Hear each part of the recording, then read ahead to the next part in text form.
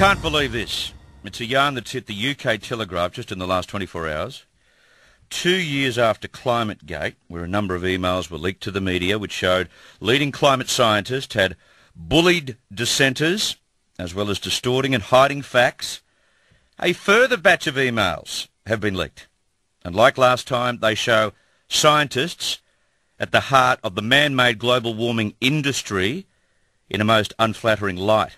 Now this time it involves scientists including Michael Mann, Phil Jones, Ben Santa, Tom Wigley, Kevin Trenbeth and Keith Briffa.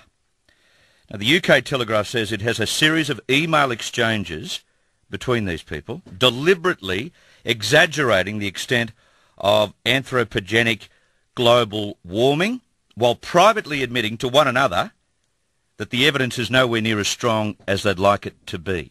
In other words, let's exaggerate because the cold hard facts just don't stack up. So this isn't science, this is some kind of social, political, green campaign. And the telly has printed some of the highlights from around 220,000 emails circulated within this group. They include the following. There's an email from a scientist concerned that facts were being distorted in a report. Quote, observations do not show rising temperatures throughout the tropical troposphere unless you accept one single study and approach and discount a wealth of others. This is just downright dangerous. We need to communicate the uncertainty and be honest. Phil, hopefully we can find time to discuss these further if necessary, unquote. Then there's this comment from another scientist, quote, I also think the science is being manipulated to put a political spin on it, which for all our sakes might not be too clever in the long run, unquote. You mean it could leak out? Well, it has. And this from a leading climate scientist concerned about the spin being profited by the IPCC, quote, it seems that a few people have a very strong say, and no matter how much talking goes on beforehand, the big decisions are made at the 11th hour by a select core group, unquote. Another scientist emailed this, quote, Mike, the figure you sent is very deceptive. There have been a number of dishonest presentations of model results by individual authors and by the IPCC, unquote. Then another scientist is proposing tricks to sell the climate change mantra, quote, the trick may be to decide on the main message and use that to guide what's included and what is left out, unquote. All this from yet another scientist, quote, I can't overstate the huge amount of political interest in the project as a message that the government can give on climate change to help them tell their story. They want the story to be a very strong one and don't want to be made to look foolish, unquote. There was this regarding how to help the CSIRO, quote, we support the idea of looking at the implications of climate change for what he termed global icons. One of these suggested icons was the Great Barrier Reef. It also became apparent that there was always a local reason for the destruction, cyclones, starfish, fertilisers. Such a project to promote long-term climate change could do a lot to raise awareness of threats to the reef, unquote. And how's this? This is a doozy. I agree with Nick that climate change might be a better labelling than global warming, unquote. So the bottom line is, and there are 250-odd emails here, scientists know this is a political con. And it's driving a wedge between climate researchers as well. What's emerging is that some scientists genuinely just want the facts to be told, while there's this powerful inner circle trying to spin the truth for their own green political reasons. And this comes on the back, of course, as we've discussed on the program only this week, of the latest IPCC report being leaked to the BBC last week. Despite the report using a hell of a lot of non-scientific, meaningless mumbo-jumbo, terms like low confidence of natural disasters increasing, it did at least establish something very critical. The facts are not necessarily supporting the models. This IPCC report is full of escape clauses, and it's a reason why Durban is doomed to failure next week. And we spoke to Professor Ian Plimer about this last Monday. Greg Combay and his 40 bureaucrats are about to waste yet more taxpayers' money to try and justify a meaningless carbon dioxide tax that's about to strangle the Australian economy. And strangle it will. Because this is my final bit of revelation to you. From a UBS report, it has just looked at the situation in Europe, saying the carbon price will collapse and 210 billion euros will have been wasted by hapless consumers forced to pay the carbon tax. 210 billion euros of waste. Since June, the cost of carbon credits have slumped 40%. More, there's such an oversupply of credits, there's enough to satisfy Europe until 2025. Everyone got onto the rort and the bubble has burst, leaving consumers out of pocket and no difference in emissions. This is what the report has found, the UBS report. You look it up. It's as rich as it gets. Shadow Federal Environment Minister Greg Hunt joins me on the line right now. Greg, good afternoon. G'day. I guess we should concentrate on this first before we ask you a few other questions that would be relevant to what's occurring in Parliament House over the last 24 hours. But Durban next week, is it even worth us attending based on what we've heard overnight? Well, I don't think it's worth sending a massive delegation which would represent the entire front half of the plane. I think it's right for Australia to be there, but in small, modest numbers, because any outcome from Durban will be small and modest.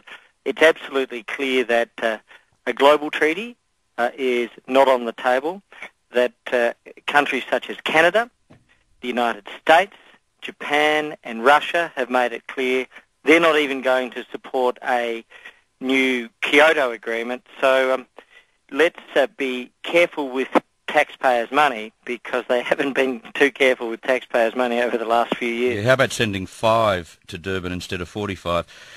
Can I just ask one point at a time? The IPCC report, which was supposed to surface in Durban, but was leaked by and to the BBC, a stack of escape clauses everywhere. In short, the scientific data is not supporting the climate model predictions. This is Y2K bug all over again. Yeah, well, the best that I have seen on it, and I'll try to be balanced, not political on this, is that they are saying they believe that CO2 is causing climate change, they believe it's causing temperature rises, but there's uncertainty about all of the other incidences which are associated with it. Low confidence. In other words, we want to be confident, but it doesn't exist. Yeah, so it's put out a realism towards a lot of the things which many people are attributing to climate change. So the basis is they say, yes, there's an impact, yes, it's caused by human activities, and yes, it's likely to lead to temperature change, but much greater uncertainty about all of the different weather events which were being attributed widely.